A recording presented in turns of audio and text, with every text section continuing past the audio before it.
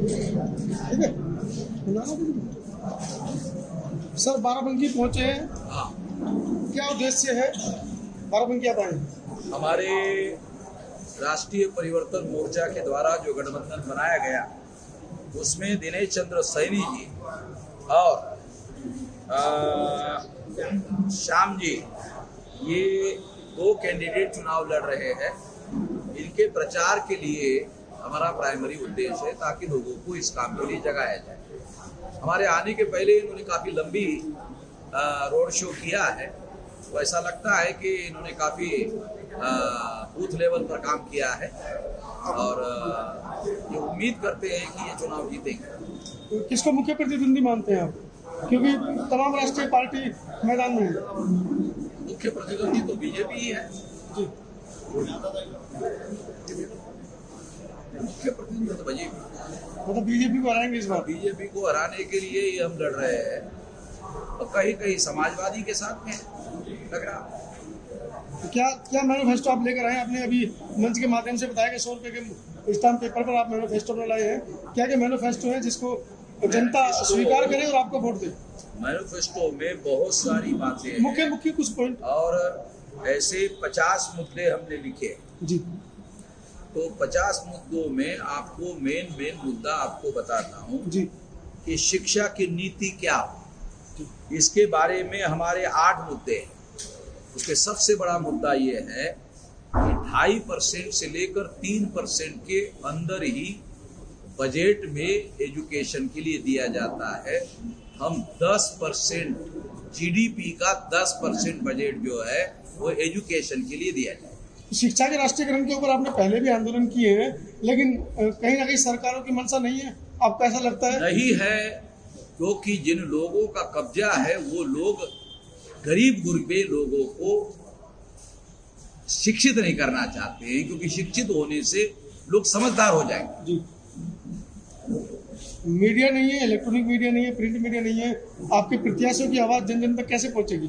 Social media आज के तारीख का सबसे बड़ा मीडिया है और इवन इलेक्ट्रॉनिक मीडिया के लोगों ने इसे स्वीकार कर लिया और वो मीडिया वाले भी इधर ही आ रहे हैं। जी। तो इसका मतलब है कि ये बड़ा हो गया है और वहां हम लोगों की धमक सुनाई दे रही है, गरीबों की, मजलूमों की। दूसरा मुद्दा है कृषि नीति। हम लोगों ने ये प्लान बनाया कि कृषि नीति में पहला मुद्दा होगा कि कृषि का बजट इंडिपेंडेंटली होना चाहिए। जी। कृषि का बजट इंडिपेंडेंट होना चाहिए और जब तक ऐसे नहीं होगा तब तक कृषि के लिए वास्तविक बजट एलोकेट नहीं होता। एक। दूसरा, कृषि आधारित इंडस्ट्री 5 गांव का यूनिट बनाया जाएगा, 1,20,000 यूनिट बनाए जाएंगे और वो 5 गांव में जो किसान उत्पादन करते हैं, जो चीजों का उत्पादन करते हैं, उसकी इंडस्ट्री होगी। तो इंडस्ट्रियलिस्ट पैसा डालेगा और किसान उस इंडस्ट्री के लिए जमीन देगा और उनके बच्चों को ही उधर ही रोजगार मिलेगा। इधर उधर पलायन करने की जरूरत नहीं है।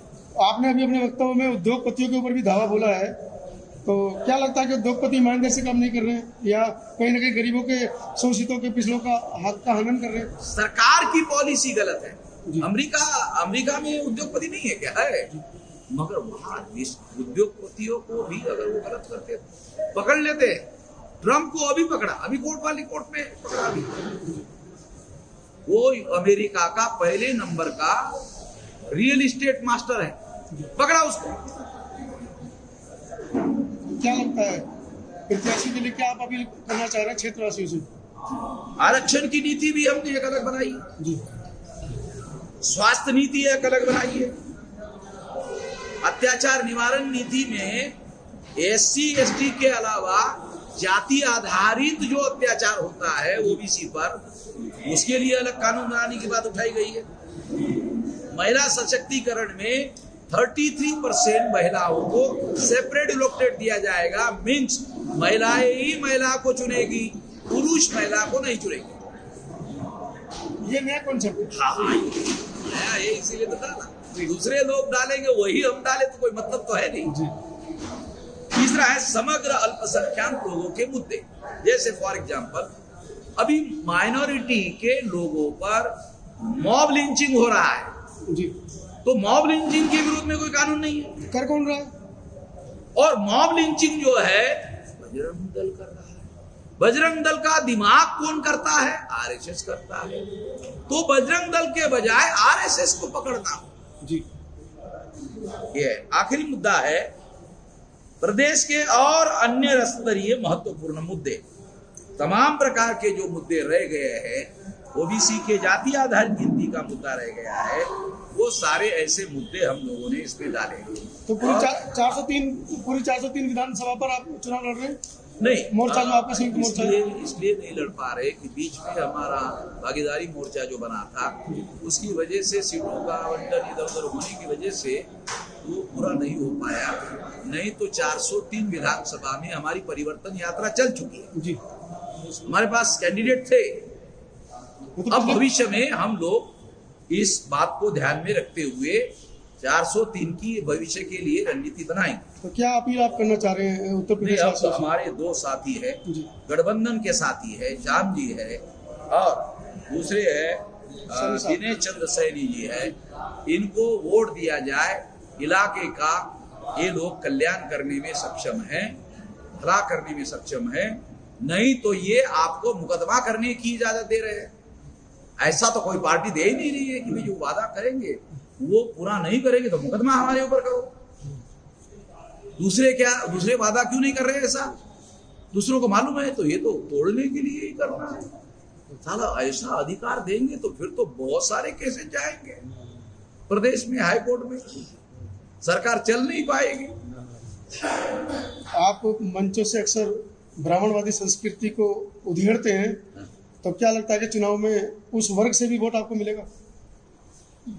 85% लोगों के जागृति का मामला है और 30-35% अगर जागृत हो गए हमारे ही, तो हमें इधर उधर मानने की जरूरत नहीं है। हमारे ही लोग जागृत। मुख्यमंत्री 80-20 की बात कर रहे हैं, हाँ। वो किसी का तेल निकालने की बात कर रहे हैं, किसी को गर्म करने की बात कर रहे हैं। वो तो असल में क्या है कि उनके संस्कारी लोग तो इसीलिए वो बड़े संस्कारी लोग हैं और संस्कृति की बहुत बातें करते रहते हैं। हाँ?